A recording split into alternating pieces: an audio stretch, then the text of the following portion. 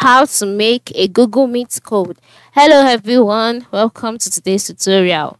In this video, you would learn how you can make a Google Meet code. Now, to do this is very simple. Almost occasion is usually automatic. And how do you do so? The first step is to launch your Google Meet application. After launching it, move to the bottom right corner where you can see the video option. Once you can see it, click on it. Okay, by clicking on the new option or the conferencing call icon that you can see there, you'll be brought to the new page where you can see create a new meeting, schedule in Google Calendar, create group. So just go ahead and click on create new meeting. By doing so, your meeting link would be created automatically. And so once you can get this meeting link, the next thing for you to do is to copy it.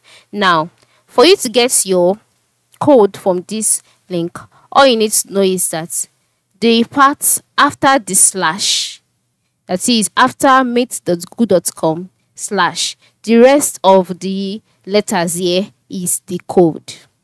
All right, this is your meet code, so you can just copy it, then send it to whoever you want to send it to, or use it for wherever you want to use it for.